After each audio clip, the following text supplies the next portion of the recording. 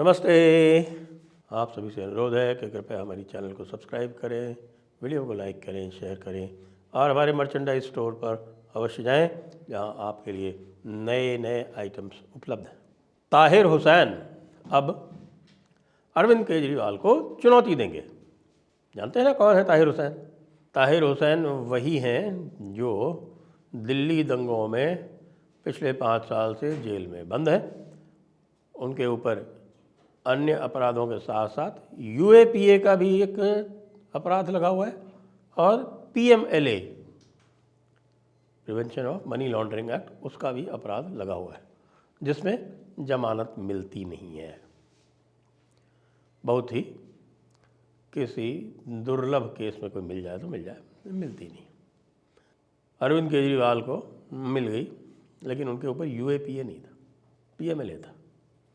तो अब ये जो है दुर्दांत अपराधी, इसको 3 जजेस की बेंच ने कस्टडी पैरोल दे दी है।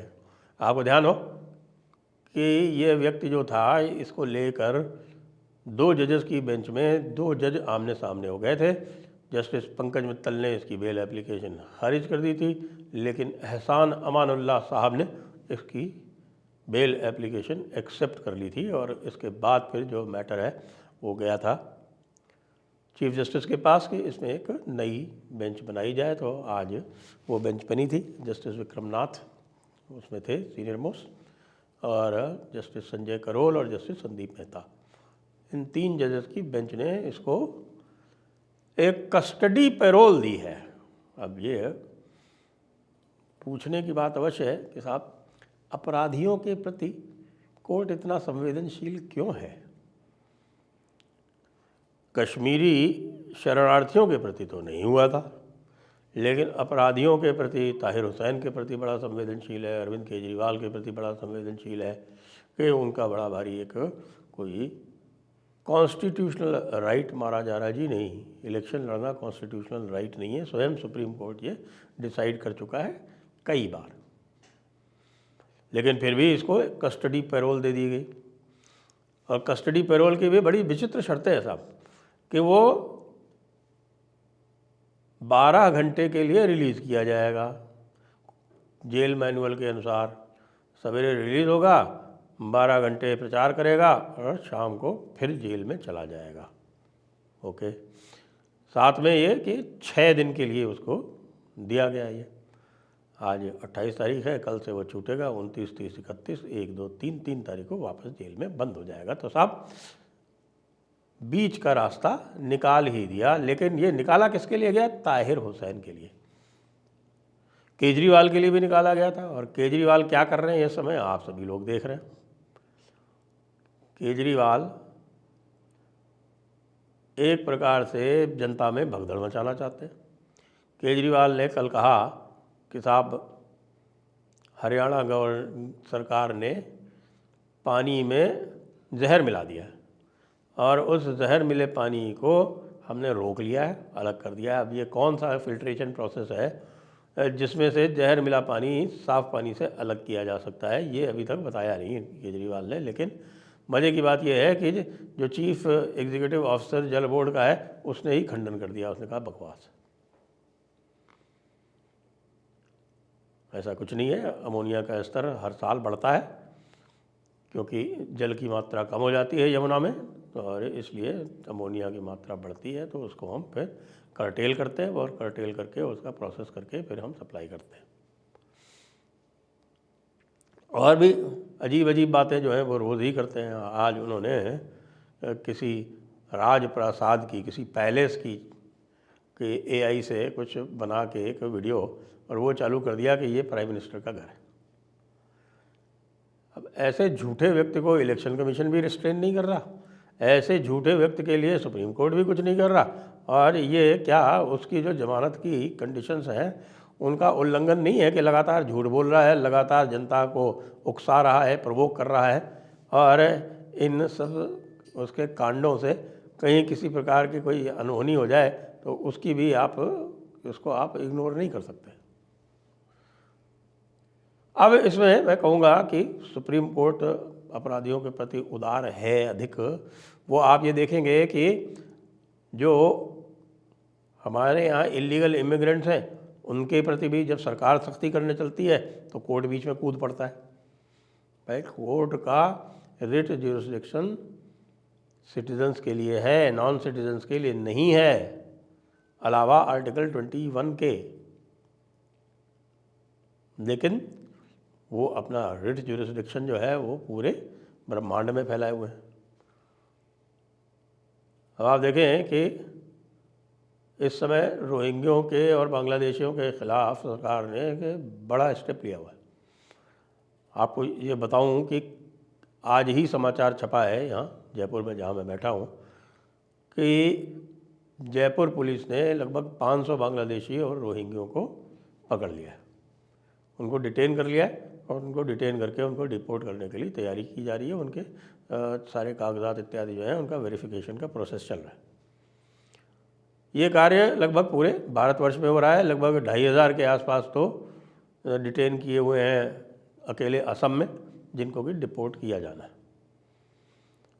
और अब भारत सरकार जो है वो डिपोर्टेशन के प्रोसेस के प्रति थोड़ी सी गंभीर हो रही है, तो बीच में पीछे पीछे उसको जो है अपने वो कंधे के ऊपर से लगातार देखते रहना पड़ता है कि भाई कोई न्यायालय तो नहीं आ रहा है कहीं बीच में। ये अनिश्चितता नहीं होनी चाहिए।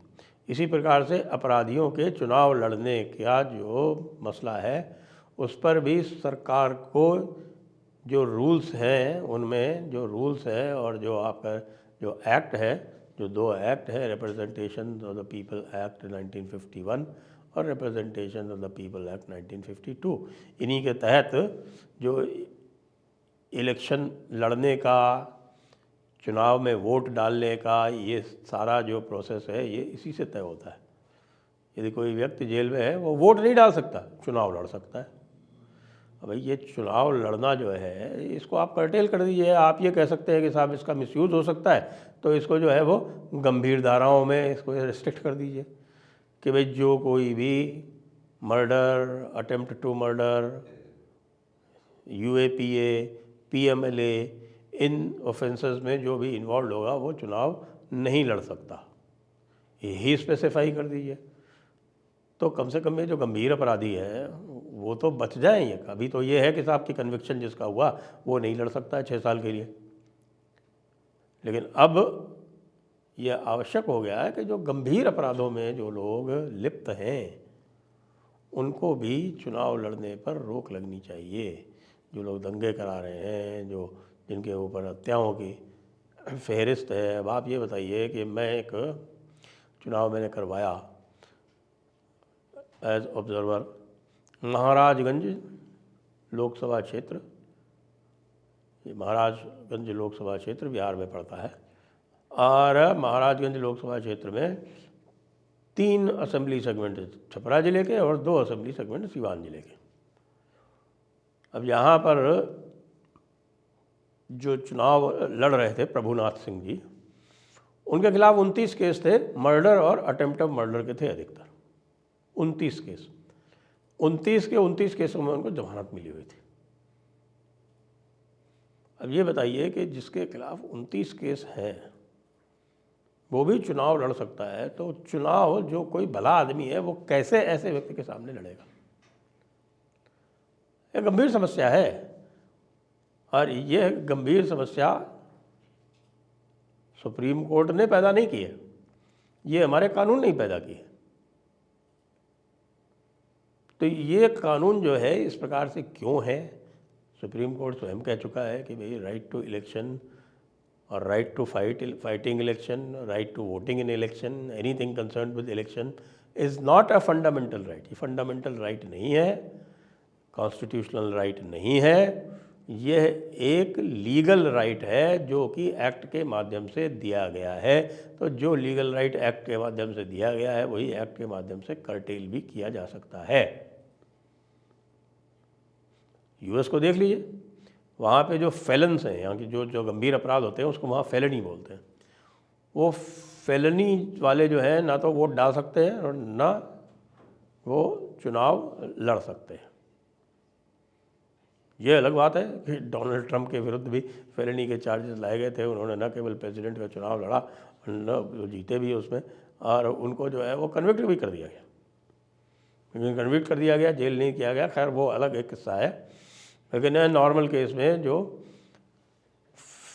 फेलेंस हैं, जो कन्विक्टेड हैं बाय फेलनी, और जो आपके जेल के अंदर हैं, वो चुनाव नहीं लड़ सकते।